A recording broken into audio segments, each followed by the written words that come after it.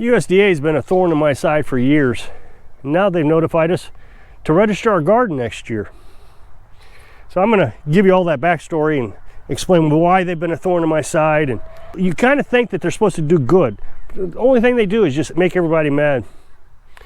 So last week, I think I told you that a storm came through and tore up our chicken run. We keep it covered up with a tarp. That keeps the birds of prey out. We have a real big bald eagle problem. Well, not a problem. I mean, they're absolutely beautiful around here. But they'll pick one of these chickens up in a hurry. I actually watched them eat a dead deer a while back. We lost a rooster when the storm came through and knocked us down. And I suspect one of those eagles got him. They were all out. We put them all away, but we could never find him. Anytime a land predator like a dog or a coyote or fox, they always tear up the chicken. I mean, just demolish it. This one, there's just no sign of him anywhere. So I suspect an eagle got him. So we put this, I don't know what they call it, don't even matter what it calls it, but it's a plastic and it's ventilated. So instead of putting a tarp here, we just ran that across some top. That section doesn't need to be rainproof anyways. Just needs to keep the birds out, the eagles and the hawks, because they got this coroplast housing here, and on the other side they got their IBC tank. So we have basically three places where they can go. They can go to the IBC tank, this coroplast shelter, and then we have the chicken coop on the other side, and I'll show you that. They all have their own little homes. There's the Brahma. I don't know if you can see him. He's that big huge white bird. No, that's not him. Here he is, right here. Our huge rooster. He'll get up to 10 pounds. He's so timid. I hope you can see him. Look how big he is. He just towers over the other chickens. So that'll be not only egg production throughout the winter, the Brahmas, but they'll also be our meat birds when we incubate them. So one of the roosters we lost was the other Brahma rooster. Now he wasn't near as big as this one. So if we had to lose one, not that I wanted to, I would have rather lost him, the one we lost. So that's, I guess, the only positive out of it. In the chicken coop, we built this just as a YouTube project. So somebody wanted to build one, they could. I don't know if I'll ever do another one of these. It's on wheels. We can roll around. I had a tongue on it, hooked up to the lawnmower, and we pulled it all around. But then we decided to just make it permanent station. So we took the tongue off. So this is the nesting box. It comes out so they can nest in there. We got our roost. We got some grapevines in there that they roost on. The IBC tank, I'll kind of show you. They roost on these are just branches that they roost on at night. And this is ventilated. I put this out so you can see. We could change this out in the winter, or they can have the screen netting. And the other side we just leave as is. A lot of people thought this would get too hot because of the metal, but it doesn't, because that metal actually reflects the sunlight pretty well. It doesn't get any hotter inside than it does on the outside. Now we're back in operation with only a loss of one rooster. And that's kind of the reason we've always had two roosters. I've told you in the past that years ago, I had duck eggs and chicken eggs. We started out with chickens. My ex-wife saw on Facebook Marketplace or Craigslist or something that somebody was selling like 25 or 30 ducks for $10 or $15. I mean, it was just dirt cheap, but you had to take them all, which made sense. Now, the idea was we were going to eat a bunch of them and then eat the duck eggs. Now, duck eggs are really good.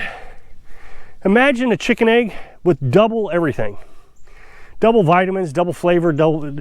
Well, as a matter of fact, my ex-wife, couldn't eat the duck eggs because it had double the B12 vitamin in it. And a lot of women who have had babies struggle eating too much B12. Well, duck eggs have a lot of B12. You should still continue to eat B12. It's in regular eggs, but there's not as much in chicken eggs as there is in duck eggs. So we had this excess of duck eggs. Now, we were going to butcher the ducks, but it turned out that none of us liked the duck meat. We could have eaten it if we had to, but we didn't have to. So they just kept producing eggs and more eggs, and of course we still had the chickens. My daughter's friend, I don't know, 5, 6, 7, 8 years old, whatever it was, asked one day, can I have some duck eggs? Sure. So she took them home, gave them to her mom cooked them, and everybody ate them. They all loved them. So later, the mom came over and said, hey, can I get some more of those duck eggs? Sure. And she gave us a couple bucks for them. I don't remember what it was. Of course, we said, no, don't worry about it. She said, no, I don't want to take all your eggs. You know how that argument always goes. Okay, we'll take your money. The only thing it really did was just pay for the duck food, because we had so many duck eggs. Well, then she told her friend, it's kind of strange. I mean, we lived in this little town, had 100 people in it. So the little girl, is a relative of a guy there, a little boy. So they're cousins. My daughter was friends with her and the cousin. Well, then the cousin comes over one day and was swinging on the swings with my daughter and her friend. And he said, can I have some duck eggs? And of course, so it just kind of not grew. I mean, I wasn't trying to grow a business. I didn't have a sign out. I didn't have a set price for the eggs. Well, later, they came over and said, hey, can we get some duck eggs? And so before you knew it, we had several people around town buying duck eggs from us. So I also had this neighbor who just didn't like us, and we all know those kind of people. They were always a pain, and they lived right next door to us. He was just always mad. Nobody in town liked them. I mean, she was just loony, but I mean, none of that matters. But I suspect he called the USDA on us, or she did, and said that we were selling duck eggs. Well, they came out and said, you can't be selling duck eggs, which was funny because Missouri law says you can. Now, it's something to do with interstate sales, eggs going across state lines and all that. I don't know if they did or not. I mean, maybe one of the neighbors gave them to their family and they went over to Illinois. I don't know. Or if the USDA was just pushing their weight around. But to me, it didn't make any difference. I didn't care whether we sold them or not. So I said, fine, we won't sell them. We didn't get a fine. We didn't get any trouble. So really what it came down to was the little girl was coming over and my daughter was sneaking duck eggs to her so their family could still eat them. And I suspect that the cousin's family was getting them also. So everybody was getting their duck eggs, but now we weren't getting any money for it. No big deal. They must think I'm a predator or something. They're getting upset. So now I'm on YouTube and a lot of people say I need to sell eggs. I can make extra money. Or another big one is you can barter. Barter. Well, apparently you're not allowed to barter either. So if you have chickens, yeah, they see a predator. They're actually staring out there. These two right here might be an eagle. So I've tried to argue that I can't sell eggs. I'm not going to sell eggs. We produce the exact amount of eggs that we eat. We get about 6 to 8 a day. We eat about 6 a day. So it's all worked out for us. And this gives us a meal every day, free lunch. Just a while back, I also reported that we bought a lot of these chickens from a little family farm. I mean, she's bigger than we are because we only have chickens, but she's got pigs and donkeys. I think she probably has about 5 acres. And she sells chickens. It's a beautiful place, well kept. Well, somebody on Facebook got mad at her one day. And I think what it was is a group of people, some sort of organization got together and they started reporting her to Facebook. And they got kicked off Facebook and they were all making complaints about her. And they reported her to the USDA. And the USDA or the FDA, I'm not really sure which, but I suspect it was USDA, came out and inspected her place. Now, you know, she's got to hire lawyers. I mean, she's just a little small farm. It's not like she's making big money. So she's got to hire lawyers to communicate with the USDA. That way she doesn't say anything that's going to get her in trouble. So the lawyer's representation, I guess. And I'm not even sure what happened or what came out of all that. But she's been inspected several times since this. So they're bullying her. And they're trying to shut her down through the back door. They're not just going to come out and say, oh, you can't raise chickens, or you can't sell chickens, or you can't do this. What they're going to do is they're going to keep harassing her. And she's going to run out of money. She won't be able to afford a lawyer, and she'll have to just give it up. And I think that's what these government agencies try to do a lot.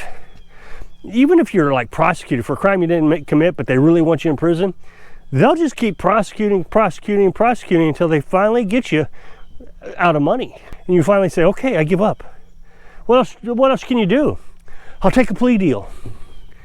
They got unlimited money, our money, but it's still unlimited. We don't. Well, now the USDA, I think, is going way too far. They've just announced that they want to expand what they're calling the People's Garden. Now, I've never really done much research into this, and I don't really care, but they're expanding it. And so now they're just asking folks to register their gardens. And I'm going to read to you, or I'm going to attempt to read to you because I have my glasses on, what their webpage says. First two paragraphs.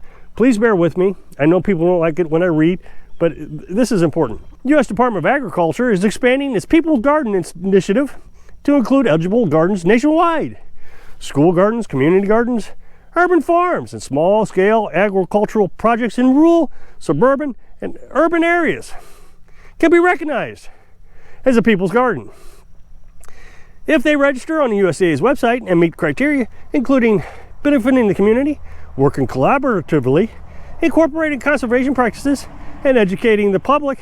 Affiliate People's Gardens locations will be indicated on a map on the USDA's website featuring the USDA's communication and provide with a People's Garden sign. We welcome gardens nationwide to join the People's Garden effort. Representatives, said Secretary Agriculture Tom Vilsack. Local gardens across the country share USDA goals in building more diversified, there's a word, and resilient local food systems, empowering communities to come together around expanding access to healthy foods, addressing climate change, and advancing equity. Well, there's another word.